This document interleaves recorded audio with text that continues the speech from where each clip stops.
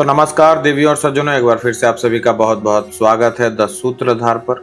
The सूत्रधार पर गबन उपन्यास आप सुन रहे हैं। उपन्यास का चौथा और पांचवा भाग हम प्रस्तुत कर चुके हैं।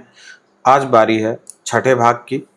तो पिछले अंक में आपने सुना कि कैसे रमानाथ जो है नौकरी की खोज में रमेश बाबू के यहाँ पहुँचता है कि भाई आप ही कोई उपाय कर दीजिए। रमेश बाबू के हाथ में नौकरी एक होती है और वो रमानाथ को कहते हैं कि भाई पहले आपको शतरंज खेलना होगा, शतरंज खेलिए तो फिर कुछ उपाय हम लोग सोचते हैं। दोनों शतरंज खेलते हैं रात भर और इसी बीच जो है रमेश बाबू उनको कहते हैं कि क्लर्क की एक नौकरी तो है, सैलरी 30 रुपये है, लेकिन ऊपरी आमदनी वहाँ होती है, तो संभल के अगर काम किया जाए तो आमदनी ठीक ठाक हो जाएगी। और उसके बाद वो लोग दफ्तर जाते हैं, वहाँ से वो जॉब के लिए अप्लाई कर देते हैं और उसके बाद जो है घर आकर के अपनी पत्नी को शुभ समाचार सुनाते हैं रमानाथ। पांचवें भाग के अंत में ऐसा होता है कि जालपा के मायके से चंद्रहार आ जाता है। जो चंद्रहार वह देखते ही पहचान जाती है कि यह तो उसकी अम्मा की है, जो उसने बड़े शौक से अपने लिए बनवाया था। और लेकिन चंद्रहार देख करके जालपा खुश नहीं होती है। रमानाथ खुश होते हैं, लेकिन जालपा सोचती है कि नहीं, अगर पहले ही मिल जाता तो ठीक था। जालपा को ऐसा लगता है कि लोगों के कहने से उनको समझ आई और बाद में उन्होंने जो है, जब चार लोगों ने उनको बोला तब जाकर के उन्होंने ये चंद्रहार उनको भिजवाया। इसीलिए वो अधिक खुश नहीं होती है और वो मतलब इतनी इससे दुखी होती है, या आप कह सकते हैं कि आक्रोशित हो जाती है कि रमानाथ को कहती है कि अभी के अभी इसको लौटा के आइए। अब देखते हैं आगे क्या होता है, रमानाथ की नौकरी, चंद्रहार का बनना वगैरह वगैरह। तो चलिए शुरू करते हैं भाग 6। महाशय दयानाथ को जब रमा के नौकर हो जाने का हाल मालूम हुआ तो बहुत खुश हुए। विवाह होते ही वह इतनी जल्द चेतेगा, इसकी उन्हें आशा न थी। बोले, जगह तो अच्छी है, ईमानदारी से काम करोगे तो किसी अच्छे पद तक पहुंच जाओगे। मेरा यही उपदेश है कि पराये पैसे को हराम समझना। रमा के जी में आया कि साफ कह दूं, अपना उपदेश आप अपने ही लिए रखिए, यह मेरे अनुकूल नहीं है। मगर इतना बेहया न था। दयानाथ ने फिर कहा, यह जगह तो 30 रुपए की थी, तुम्हें 20 रुपए मिले। रमानाथ, नए आदमी को पूरा वेतन कैसे देते, शायद साल 6 महीने में बढ़ जाए, काम बहुत है। दयानाथ, तुम जवान आदमी हो, काम से न घबराना चाहिए। रमा ने दूसरे दिन नया सूट बनवाया और फैशन की कितनी ही चीजें खरीदी।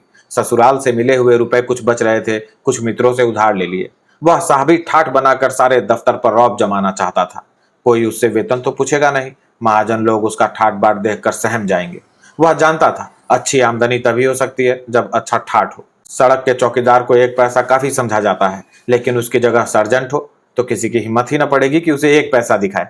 फटेहाल भिखारी के लिए चुटकी बहुत समझी जाती है, लेकिन गेरुए रेशम धारण करने वाले बाबा जी को लजाते लजाते भी 1 रुपया देना ही पड़ता है। भेष और भीख में सनातन से मित्रता है। तीसरे दिन रमा कोट पैंट पहन और हैट लगाकर निकला तो उसकी शान ही कुछ और हो गई। चपरासियों ने झुककर सलाम किए। रमेश बाबू से मिलकर जब वह अपने काम का चार्ज लेने आया तो देखा एक बरामदे में फटी हुई मैली दरी पर एक मियाँ साहब संदूक पर रजिस्टर फैलाए बैठे हैं और व्यापारी लोग उन्हें चारों तरफ से घेरे खड़े हैं। सामने गाड़ियों, ठेलों और इको का बाजार लगा हुआ है। सभी अपने अपने काम की जल्दी मचा रहे हैं। कहीं लोगों में गाली गलौज हो रही है, कहीं चपरासियों में हंसी दिल लगी। सारा काम बड़े ही अव्यवस्थित रूप से हो रहा है। उस फटी हुई दरी पर बैठना रमा को अपमानजनक जान पड़ा। वह सीधे रमेश बाबू से जाकर बोला, क्या मुझे भी इस मैली दरी पर बैठाना चाहते हैं? एक अच्छी सी मेज और कुछ कुर्सियां भिजवाइए और चपरासियों को हुक्म दीजिए कि एक आदमी से ज्यादा मेरे सामने ना आने पावे। रमेश बाबू ने मुस्कुराकर मेज और कुर्सियां भिजवा दी। रमा शान से कुर्सी पर बैठा। बूढ़े मुंशी जी उसकी उच्छृंखलता पर दिल में हंस रहे थे। समझ गए, अभी नया जोश है, नई सनक है। चार्ज दे दिया। चार्ज में था ही क्या, केवल आज की आमदनी का हिसाब समझा देना था। किस जींस पर किस हिसाब से चुंगी ली जाती है, इसकी छपी हुई तालिका मौजूद थी। रमा आधे घंटे में अपना काम समझ गया। बूढ़े मुंशी जी ने यद्यपि खुद ही यह जगह छोड़ी थी, पर इस वक्त जाते हुए उन्हें दुख हो रहा था। इसी जगह वह 30 साल से बराबर बैठते चले आते थे। इसी जगह की बदौलत उन्होंने धन और यश दोनों कमाया था। उसे छोड़ते हुए क्यों न दुख होता। चार्ज देकर जब वह विदा होने लगे तो रमा उनके साथ जीने तक नीचे गया। खां साहब उसकी इस नम्रता से प्रसन्न हो गए। मुस्कुराकर बोले, हर एक बिल्टी पर एक आना बंधा हुआ है, खुली हुई बात है, लोग शौक से देते हैं। आप अमीर आदमी हैं, मगर रस्म न बिगाड़िएगा। एक बार कोई रस्म टूट जाती है तो उसका बंधना मुश्किल हो जाता है। इस एक आने में आधा चपरासियों का हक है। जो बड़े बाबू पहले थे वह 25 रुपए महीना लेते थे, मगर यह कुछ नहीं लेते। रमा ने अरुचि प्रकट करते हुए कहा, गंदा काम है, मैं सफाई से काम करना चाहता हूँ। बूढ़े मियाँ ने हंसकर कहा, अभी गंदा मालूम होता है, लेकिन फिर इसी में मजा आएगा। खां साहब को विदा करके रमा अपनी कुर्सी पर आ बैठा और एक चपरासी से बोला, इन लोगों से कहो बरामदे के नीचे चले जाएं, एक एक करके नंबरवार आवे। एक कागज पर सबके नाम नंबरवार लिख लिया करो। एक बनिया जो 2 घंटे से खड़ा था खुश होकर बोला, हाँ सरकार, यह बहुत अच्छा होगा। रमानाथ, जो पहले आवे उसका काम पहले होना चाहिए, बाकी लोग अपना नंबर आने तक बाहर रहें। यह नहीं कि सबसे पीछे वाले शोर मचाकर पहले आ जाएं और पहले वाले खड़े मुंह ताकते रहें। कई व्यापारियों ने कहा, हाँ बाबूजी, यह इंतजाम हो जाए तो बहुत अच्छा हो, भगदड़ में बड़ी देर हो जाती है। इतना नियंत्रण रमा का रौब जमाने के लिए काफी था। वणिक समाज में आज ही उसके रंग ढंग की आलोचना और प्रशंसा होने लगी।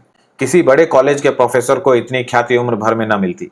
2-4 दिन के अनुभव से ही रमा को सारे दांव घात मालूम हो गए। ऐसी ऐसी बातें सूझ गई जो खां साहब के ख्वाब में भी न सूझी थी। माल की तौल, गिनती और परख में इतनी धांधली थी जिसकी कोई हद नहीं। जब इस धांधली से व्यापारी लोग सैकड़ों की रकम डकार जाते हैं तो रमा बिल्टी पर एक आना लेकर ही क्यों संतुष्ट हो जाए, जिसमें आधा आना चपरासियों का है। माल की तौल और परख में दृढ़ता से नियमों का पालन करके वह धन और कीर्ति दोनों ही कमा सकता है। यह अवसर वह क्यों छोड़ने लगा, विशेषकर जब बड़े बाबू उसके गहरे दोस्त थे। रमेश बाबू इस नए रंगरूट की कार्यपटुता पर मुग्ध हो गए। उसकी पीठ ठोंक कर बोले, कायदे के अंदर रहो और जो चाहे करो, तुम पर आंच तक न आने पाएगी।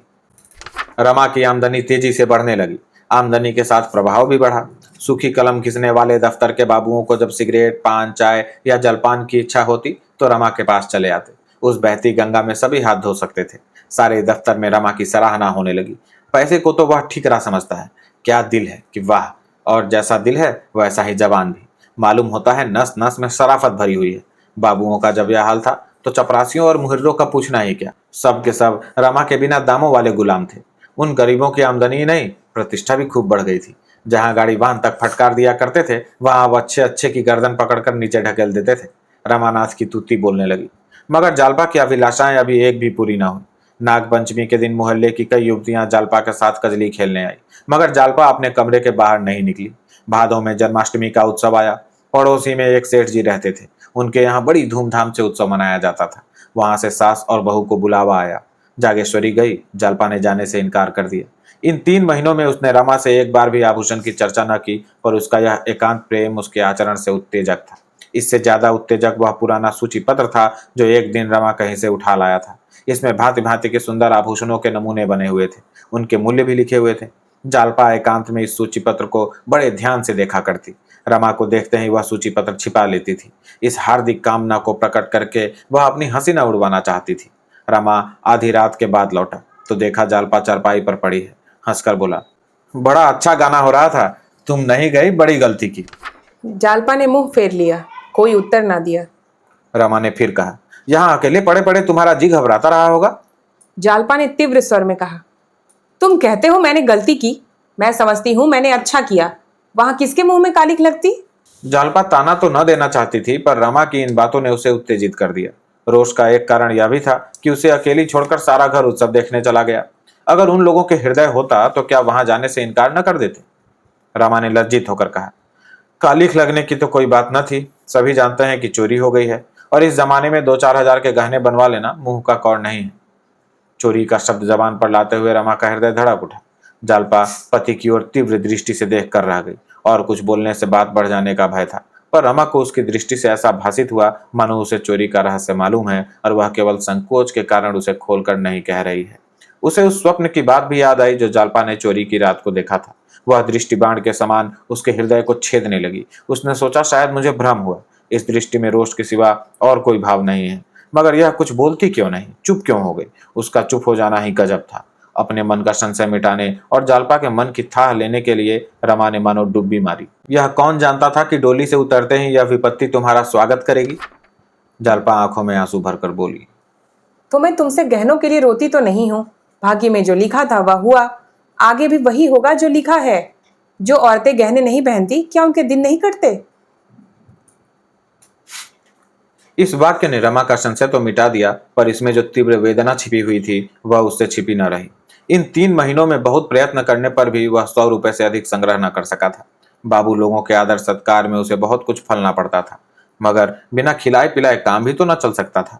सभी उसके दुश्मन हो जाते और उसे उखाड़ने की घातें सोचने लगते। मुफ्त का धन अकेले नहीं हजम होता, यह वह अच्छी तरह जानता था। वह स्वयं एक पैसा भी व्यर्थ खर्च न करता। चतुर व्यापारी की भांति वह जो कुछ खर्च करता था वह केवल कमाने के लिए। आश्वासन देते हुए बोला, ईश्वर ने चाहा तो 2-1 महीने में कोई चीज बन जाएगी।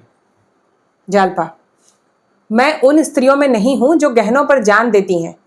हाँ, इस तरह किसी के घर आते जाते शर्म आती ही है। रमा का चित्त ग्लानि से व्याकुल हो उठा। जालपा के एक एक शब्द से निराशा टपक रही थी। इस अपार वेदना का कारण कौन था? क्या यह भी उसी का दोष न था कि इन 3 महीनों में उसने कभी गहनों की चर्चा नहीं की? जालपा यदि संकोच के कारण इसकी चर्चा न करती थी तो रमा को उसके आंसू पोंछने के लिए, उसका मन रखने के लिए क्या मौन के सिवा दूसरा कोई उपाय न था? मोहल्ले में रोज ही एक ना एक उत्सव होता रहता है। रोज ही पास पड़ोस की औरतें मिलने आती हैं। बुलावे भी रोज आते ही रहते हैं। बेचारी जालपा कब तक इस प्रकार आत्मा का दमन करती रहेगी? अंदर ही अंदर कुढ़ती रहेगी। हंसने बोलने को किसका जी नहीं चाहता? कौन कैदियों की तरह अकेला पड़ा रहना पसंद करता है? मेरे ही कारण तो इसे यह भीषण यातना सहनी पड़ रही है। उसने सोचा, क्या किसी सर्राफ से गहने उधार नहीं लिए जा सकते? कई बड़े सर्राफों से उसका परिचय था, लेकिन उनसे वह यह बात कैसे कहता? कहीं वे इनकार कर दे तो, या संभव है बहाना करके टाल दें। उसने निश्चय किया कि अभी उधार लेना ठीक न होगा। कहीं वादे पर रुपया न दे सका तो व्यर्थ में थुक्का फजीहत होगी, लज्जित होना पड़ेगा। अभी कुछ दिन और धैर्य से काम लेना चाहिए। सहसा उसके मन में आया, इस विषय में जालपा की राय लूं, देखूं वह क्या कहती है। अगर उसकी इच्छा हो तो किसी सर्राफ से वादे पर चीजें ले ली जाएं। मैं इस अपमान और संकोच को सह लूंगा।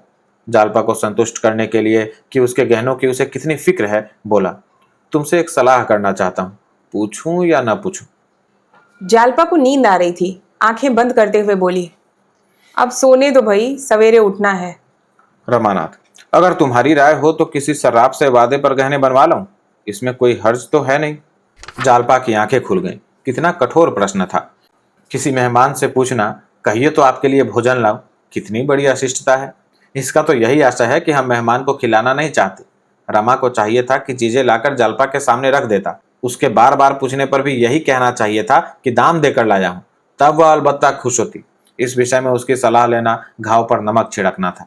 रमा की ओर अविश्वास की आंखों से देखकर बोली, मैं तो गहनों के लिए इतनी उत्सुक नहीं हूं। रमानाथ, नहीं यह बात नहीं, इसमें क्या हर्ज है कि किसी शराब से चीजें ले लूं, धीरे धीरे उसके रुपए चुकता हो जाएंगे। जालपा ने दृढ़ता से कहा, नहीं, मेरे लिए कर्ज लेने की जरूरत नहीं। मैं वैश्या नहीं हूं कि तुम्हें नोच खसोट अपना रास्ता लूं। मुझे तुम्हारे साथ जीना और मरना है। अगर मुझे सारी उम्र बेगहनों के रहना पड़े तो भी मैं कुछ लेने को ना कहूंगी। औरतें गहनों की इतनी भूखी नहीं होती।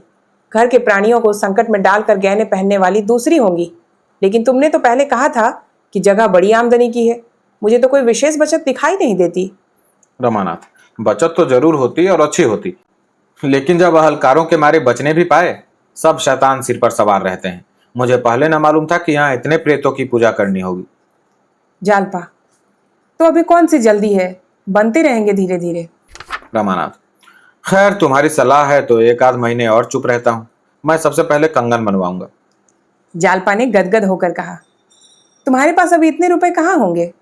रमानाथ, इसका उपाय तो मेरे पास है। तुम्हें कैसा कंगन पसंद है? जालपा अब अपने कृत्रिम संयम को ना निभा सकी। अलमारी में से आभूषणों का सूची पत्र निकालकर रमा को दिखाने लगी। इस समय वह इतनी तत्पर थी मानो सोना लाकर रखा हुआ है, सुनार बैठा हुआ है, केवल डिजाइन ही पसंद करना बाकी है। उसने सूची के 2 डिजाइन पसंद किए। दोनों वास्तव में बहुत ही सुंदर थे, पर रमा उनका मूल्य देखकर सन्नाटे में आ गया। एक 1,000 का था, दूसरा 800 का। रमानाथ, ऐसी चीजें तो शायद यहाँ बन भी ना सके, मगर कल मैं जरा सर्राफ की सैर करूंगा। जालपा ने पुस्तक बंद करते हुए करुण स्वर में कहा, इतने रुपए ना जाने तुम्हारे पास कब होंगे। बनेंगे बनेंगे, नहीं कौन कोई गहनों के बिना मरा जाता है। रमा को आज इसी उधेड़-बुन में बड़ी रात तक नींद न आई। ये जड़ाऊ कंगन इन गोरी गोरी कलाइयों पर कितने खिलेंगे, यह मोह स्वप्न देखते देखते उसे न जाने कब नींद आ गई। दूसरे दिन सवेरे ही रमा ने रमेश बाबू के घर का रास्ता लिया। उनके यहाँ अभी जन्माष्टमी में झांकी होती थी। उन्हें स्वयं तो इससे कोई अनुराग न था, पर उनकी स्त्री उत्सव मनाती थी। उसी की यादगार में अब तक वह यह उत्सव मनाते जाते थे। रमा को देखकर बोले, आओ जी आओ, रात क्यों नहीं आए? मगर यहाँ गरीबों के घर क्यों आते? सेठ जी की झांकी कैसे छोड़ देते? खूब बाहर रही होगी। रमानाथ, आप किसी सजावट तो न थी, हाँ, और सालों से अच्छी थी। कई कथक और वैश्याएं भी आई थी। मैं तो चला आया था, मगर सुना रात भर गाना होता रहा। रमेश, सेठ जी ने तो वचन दिया था कि वैश्याएं ना आने पावेंगी, फिर यह क्या किया? इन मूर्खों के हाथों हिंदू धर्म का सर्वनाश हो जाएगा। एक तो वैश्याओं का नाम यूं भी बुरा, उस पर ठाकुर द्वारे में। छी छी, न जाने इन गधों को कब अक्ल आवेगी। रमानाथ, वैश्याएं न हो तो झांकी देखने जाए ही कौन? सभी तो आपकी तरह योगी और तपस्वी नहीं है। रमेश, मेरा वश चले तो मैं कानून से यह दुराचार बंद करा दूं। खैर, फुर्सत हो तो आओ, एक आध बाजी हो जाए। रमानाथ, और आया किस लिए हूं, मगर आज आपको मेरे साथ जरा सराफ तक चलना पड़ेगा। यूं कई बड़ी बड़ी कोठियों से मेरा परिचय है, मगर आपके रहने से कुछ और ही बात होगी। रमेश, चलने को चला चलूंगा, मगर इस विषय में मैं बिल्कुल कोरा हूं। न कोई चीज बनवाई न खरीदी। तुम्हें क्या कुछ लेना है? रमानाथ, लेना देना क्या है, जरा भाव ताव देखूंगा। रमेश, मालूम होता है घर में फटकार पड़ी है। रमानाथ, जी बिल्कुल नहीं, वह तो जेवरों का नाम तक नहीं लेती। मैं कभी पूछता भी हूं तो मना कर देती है, लेकिन अपना कर्तव्य भी तो कुछ है। जब से गहने चोरी को चले गए, एक चीज भी नहीं बनी। रमेश, मालूम होता है कमाने का ढंग आ गया। क्यों ना हो, कायस्थ के बच्चे हो, कितने रुपए जोड़ लिए? रमानाथ, रुपए किसके पास हैं, वादे पढ़ लूंगा। रमेश, इस खप पे ना पड़ो। जब तक रुपए हाथ में ना हो, बाजार की तरफ जाओ ही मत। गहनों से तो बुढ़े नई बीवियों का दिल खुश किया करते हैं। उन बेचारों के पास गहनों के सिवा होता ही क्या है। जवानों के लिए तो और भी बहुत लटके हैं। यूं मैं चाहूं तो 2-4 हजार का माल दिलवा सकता हूं, मगर भाई कर्ज की लत बुरी है। रमानाथ, मैं 2-3 महीने में सब रुपए चुका दूंगा। अगर मुझे इसका विश्वास न होता तो मैं जिक्र ही न करता। तो 2-3 महीने और सब्र क्यों नहीं कर जाते? कर्ज से बड़ा पाप दूसरा नहीं, न इससे बड़ी विपत्ति दूसरी है। जहां एक बार धड़का खुला कि तुम आए दिन सर्राफ की दुकान पर खड़े नजर आओगे। बुरा ना मानना, मैं जानता हूं तुम्हारी आमदनी अच्छी है, पर भविष्य के भरोसे पर और चाहे जो काम करो, लेकिन कर्ज कभी मत लो। गहनों का मर्ज न जाने इस दरिद्र देश में कैसे फैल गया। जिन लोगों के भोजन का ठिकाना नहीं, वे भी गहनों के पीछे प्राण देते हैं। हर साल अरबों रुपए केवल सोना चांदी खरीदने में व्यय हो जाते हैं। संसार के और किसी देश में इन धातुओं की इतनी खपत नहीं। तो बात क्या है? उन्नत देशों में धन व्यापार में लगता है, जिससे लोगों की परवरिश होती है और धन बढ़ता है। यहाँ धन श्रृंगार में खर्च होता है, उसमें उन्नति और उपकार की जो दो महान शक्तियां हैं, उन दोनों ही का अंत हो जाता है। बस यही समझ लो कि जिस देश के लोग जितने ही मूर्ख होंगे, वहां जेवरों का प्रचार भी उतना ही अधिक होगा। यहाँ तो खैर नाक कान छिदा कर ही रह जाते हैं, मगर कई ऐसे देश भी हैं जहाँ होठ छेद कर लोग गहने पहनते हैं। रमा ने कौतूहल से पूछा, वह कौन सा देश है? रमेश, इस समय तो ठीक से याद नहीं आता, पर शायद अफ्रीका हो। हमें यह सुनकर अचंभा होता है, लेकिन अन्य देश वालों के लिए नाक कान छिदवाना कुछ कम अचंभे की बात न होगी। बुरा मरज है, बहुत ही बुरा। वह धन जो भोजन में खर्च होना चाहिए, बाल बच्चों का पेट काट कर गहनों की भेंट कर दिया जाता है। बच्चों को दूध न मिले न सही, घी की गंध तक उनकी नाक में न पहुंचे न सही, मेवों और फलों के दर्शन उन्हें न हो, कोई परवाह नहीं, पर देवी जी गहने जरूर पहनेंगी और स्वामी जी गहने जरूर बनवाएंगे। 10-10, 20-20 रुपए पाने वाले क्लर्कों को देखता हूँ, जो सड़ी हुई कोठरियों में पशुओं की भांति जीवन काटते हैं। जिन्हें सवेरे का जलपान तक मैसर नहीं होता, उन पर भी गहनों की सनक सवार रहती है। इस प्रथा से हमारा सर्वनाश होता जा रहा है। मैं तो कहता हूँ, यह गुलामी पराधीनता से कहीं बढ़कर है। इसके कारण हमारा कितना आत्मिक, नैतिक, दैहिक, आर्थिक और धार्मिक पतन हो रहा है, इसका अनुमान ब्रह्मा भी नहीं कर सकते। रमानाथ, मैं तो समझता हूँ ऐसा कोई भी देश नहीं जहाँ स्त्रियां गहने न पहनती हो। क्या यूरोप में गहनों का रिवाज नहीं है? रमेश, तो तुम्हारा देश यूरोप तो नहीं है। वहां के लोग धनी हैं, वह धन लुटाए उन्हें शोभा देता है। हम दरिद्र हैं, हमारी कमाई का एक पैसा भी फजूल खर्च नहीं होना चाहिए। रमेश बाबू इस बात विवाद में शतरंज भूल गए। छुट्टी का दिन था ही, 2-4 मिलने वाले और आ गए। रमानाथ चुपके से खिसक आया। इस बहस में एक बात ऐसी थी जो उसके दिल में बैठ गई। उधार गहने लेने का विचार उसके मन से निकल गया। कहीं वह जल्दी रुपया ना चुका सका तो कितनी बड़ी बदनामी होगी। सर्राफे तक गया अवश्य, पर किसी दुकान में जाने का साहस न हुआ। उसने निश्चय किया, अभी 3-4 महीने तक गहनों का नाम न लूंगा। वह घर पहुंचा तो 9 बज गए थे। दयानाथ ने उसे देखा तो पूछा, आज सवेरे सवेरे कहाँ चले गए थे? रमानाथ, जरा बड़े बाबू से मिलने गया था। दयानाथ, घंटे आधा घंटे के लिए पुस्तकालय क्यों नहीं चले जाया करते? गपशप में दिन गंवा देते हो। अभी तुम्हारी पढ़ने लिखने की उम्र है। इम्तिहान न सही, पर योग्यता तो बढ़ा ही सकते हो। एक सीधा सा खत लिखना पड़ जाता है तो बगले झांकने लगते हो। असली शिक्षा स्कूल छोड़ने के बाद शुरू होती है। मैंने तुम्हारे विषय में कुछ ऐसी बातें सुनी है जिनसे मुझे बहुत खेद हुआ है, और तुम्हें समझा देना मैं अपना धर्म समझता हूँ। मैं यह हरगिज नहीं चाहता कि मेरे घर में हराम की एक कौड़ी भी आए। मुझे नौकरी करते 30 साल हो गए। चाहता तो अब तक हजारों रुपए जमा कर लेता, लेकिन मैं कसम खाता हूँ कि कभी एक पैसा भी हराम का नहीं लिया। तुम्हें यह आदत कहाँ से आ गई? यह मेरी समझ में नहीं आता। रमा, किसने आपसे क्या कहा है? जरा उसका नाम तो बताइए, मुझे उखाड़ लूं उसकी। दयानाथ, किसी ने भी कहा हो। इससे क्या मतलब? तुम उसकी मूछें उखाड़ लोगे इसलिए बताऊंगा नहीं, लेकिन बात सच है या झूठ, मैं इतना ही पूछना चाहता हूँ। रमानाथ: बिल्कुल झूठ। दयानाथ: बिल्कुल झूठ। रमानाथ: जी हाँ, बिल्कुल झूठ। दयानाथ: तुम दस्तूरी नहीं लेते? रमानाथ: दस्तूरी रिश्वत नहीं है, सभी लेते हैं और खुल्लम खुल्ला लेते हैं। लोग बिना मांगे आप ही आप देते हैं, मैं किसी से मांगने नहीं जाता। दयानाथ: सभी खुल्लम खुल्ला लेते हैं और लोग बिना मांगे देते हैं, इससे तो रिश्वत की बुराई कम नहीं हो जाती। रमानाथ: दस्तूरी को बंद करा देना मेरे वश की बात नहीं। मैं खुद न लूं, लेकिन चपरासी और मुहर्रिर का हाथ तो नहीं पकड़ सकता। 8-8, 9-9 पाने वाले नौकर अगर न लें तो उनका काम भी नहीं चल सकता। दयानाथ ने उदासीनता से कहा: मैंने समझा दिया, मानने का अख्तियार तुम्हें है। यह कहते हुए दयानाथ दफ्तर चले गए। रमा के मन में आया, साफ कह दे, आपने निष्प्रिय बनकर क्या कर लिया जो मुझे दोष दे रहे हैं? हमेशा पैसे पैसे को मोहताज रहे, लड़कों को पढ़ा न सके, जूते कपड़े तक न पहना सके। यह डींग मारना तब शोभा देता जबकि नीयत भी साफ रहती और जीवन भी सुखी से कटता। रमा घर में गया तो माता ने पूछा: आज कहाँ चले गए बेटा? तुम्हारे बाबूजी इसी पर बिगड़ रहे थे। रमानाथ: इस पर तो नहीं बिगड़ रहे थे।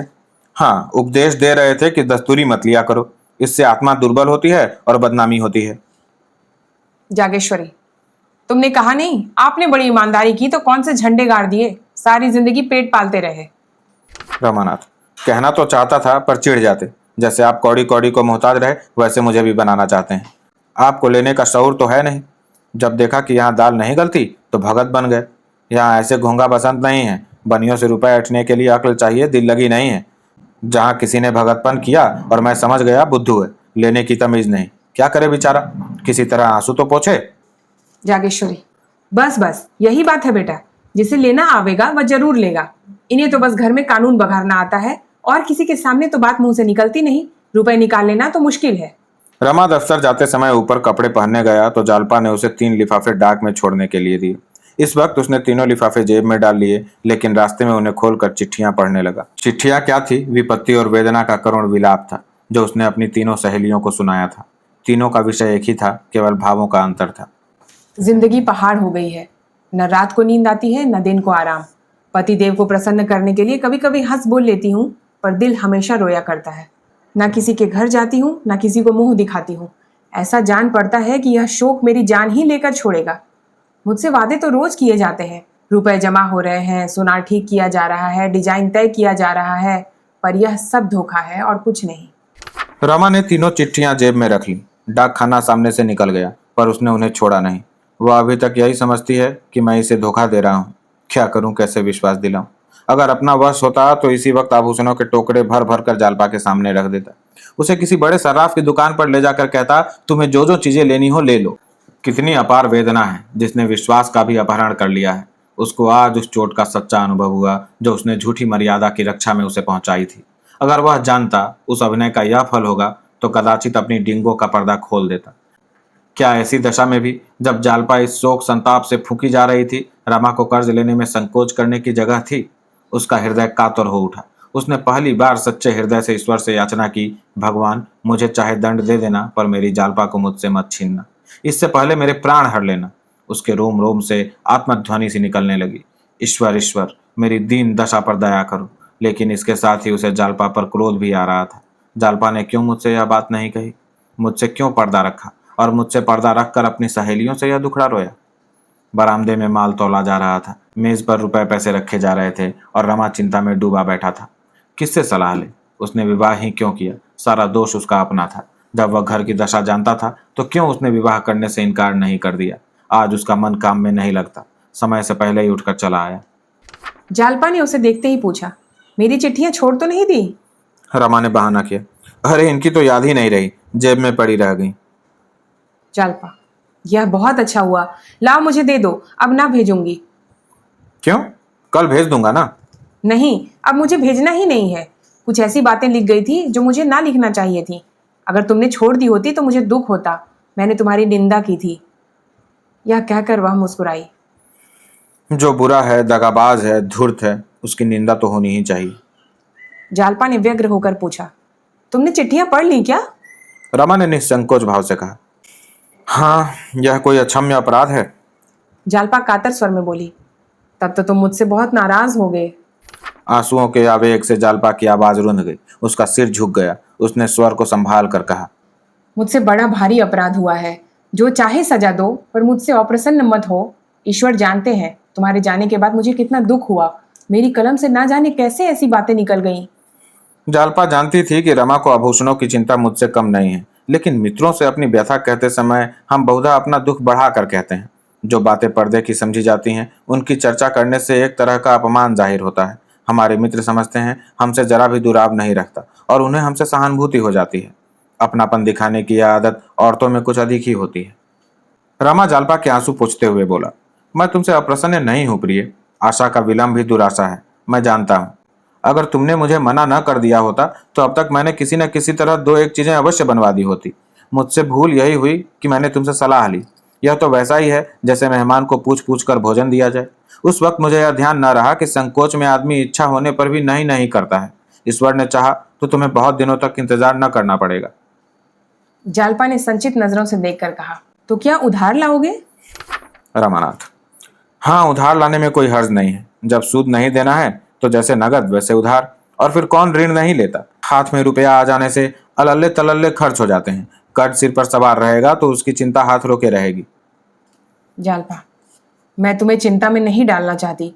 अब मैं भूल कर भी गहनों का नाम नहीं लूंगी। रमानाथ, नाम तो तुमने कभी नहीं लिया, लेकिन मेरे कर्तव्य का अंत तो नहीं हो जाता। तुम कर्ज से व्यर्थ इतना डरती हो। रुपए जमा होने के इंतजार में बैठा रहूंगा तो शायद कभी न जमा होंगे। इसी तरह लेते देते साल में 3-4 चीजें बन जाएंगी। जालपा, मगर पहले कोई छोटी सी चीज लाना। हाँ, ऐसा तो करूंगा ही। रमा बाजार चला। अंधेरा हो गया था। दिन रहते जाता तो संभव था किसी मित्र की या मुंशी दयानाथ की ही निगाह उस पर पड़ जाती। वह इस मामले को गुप्त रखना चाहता था।